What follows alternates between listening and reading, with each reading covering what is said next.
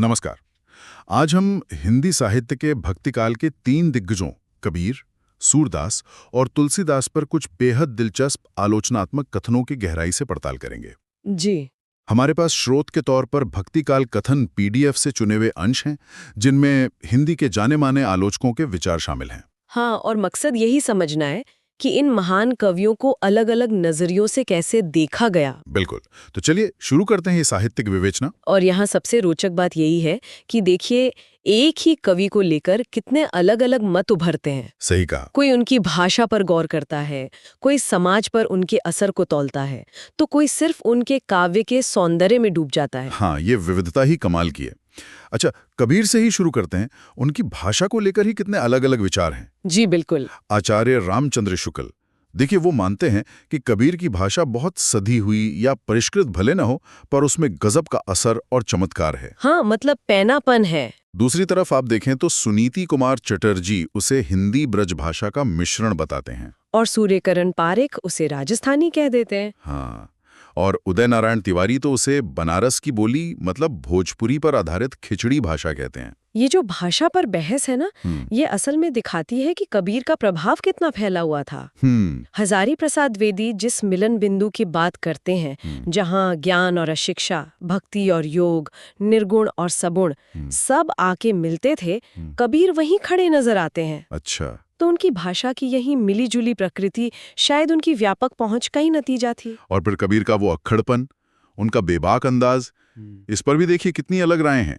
हाँ, वो भी है। शुक्ल जी को लगता है कि उनकी डांट फटकार ज्यादातर लोगों को चिढ़ाने वाली ही साबित हुई, शायद उतना असर नहीं हुआ।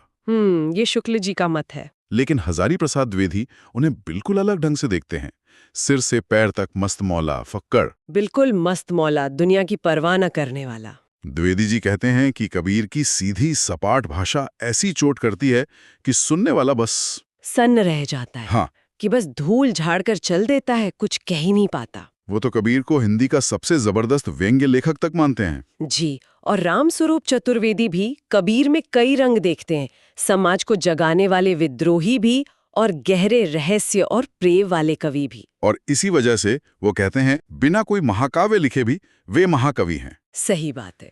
तो ये दिखाता है कि कबीर को किसी एक खांचे में रखना कितना मुश्किल है। बिल्कुल। कहीं वे क्रांतिकारी समाज सुधारक हैं, जैसे बाबू गुलाब राय या बच्चन सिंह मानते हैं। हाँ। तो कहीं वे शुक्ल जी की नजर में एक तीखे पर शायद उतने कामयाब नहीं आलोचक लगते हैं। अच्छा, तो कबीर के बाद अब तुलसीदास की ओर चलते हैं। जी। उन्हें अक्सर समन्वय के कवि के तौर पर देखा जाता है। हाँ, ये उनकी बहुत बड़ी पहचान है। हजारी प्रसाद द्विवेदी तो साफ कहते हैं कि तुलसी का पूरा काव्य ही समन्वय की एक विराट चेष्टा है।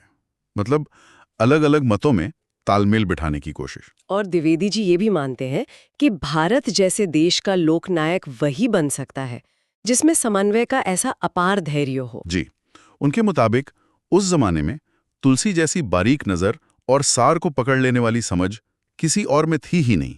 और इसी समन्वय की क्षमता ने ही तुलसीदास को इतना ऊंचा मकाम दिलाया। सही कहा। सोचिए, जॉर्ज ग्रियर्सन उन्हें बुद्ध के बाद भारत का सबसे बड़ा लोकनायक कह रहे हैं। ये बहुत बड़ी बात है। बिल्कुल। और रामचंद्र शुक्ल मानते हैं कि हिंदी कविता की जितनी भी शैलियां थीं, उन सब में तुलसीदास ने अपना ऊंचा आसन बनाया। हाँ, और नाबादास ने तो उन्हें भक्तिकाल का सुमेरु कहा है। जी, यानी उस युग का शिखर।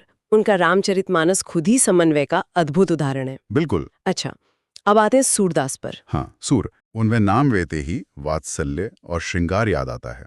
बालकृष्ण की लीलाएं, गोपियों का प्रेम। जी बिल्कुल। आचार्य रामचंद्र शुक्ल कहते हैं कि श्रृंगार रस का राजत्व अगर किसी ने पूरी तरह दिखाया है तो वो सूर ने दिखाया है।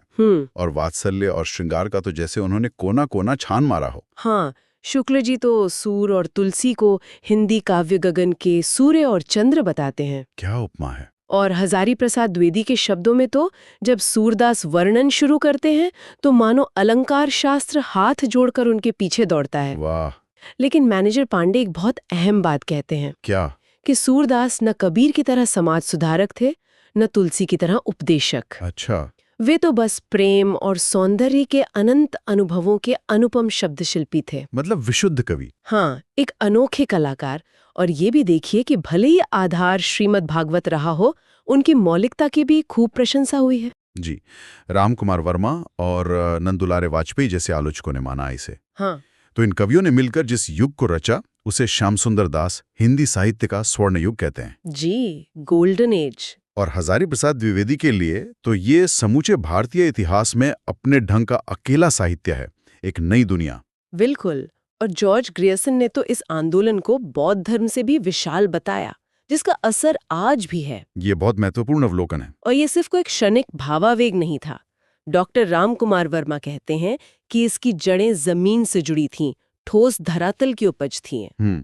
यानी सामाजिक सच्चाइयों से निकली हुई। जी। तो इन सारे कथनों से एक बात तो साफ है कि भक्ति काल के इन महारथियों का मूल्यांकन कितना बहुआयामी रहा है। हाँ, बहुत पढ़ते हैं। अलग अलग आलोचकों ने भाषा, समाज, दर्शन, कला अलग अलग पहलुओं पर जोर दिया। और इसी से हमें इन कवियों की समृद्धि का बेहतर अंदाजा मिलता है। बिल्कुल। और ये पूरी चर्चा एक दिलचस्प सवाल की ओर ले जाती है, मुझे लगता है कि जैसे इन आलोचकों ने अपने अपने समय और दृष्टिकोण से इन कवियों के किसी खास पहलू, भाषा, सुधार, सौंदर्य को महत्व दिया। हाँ।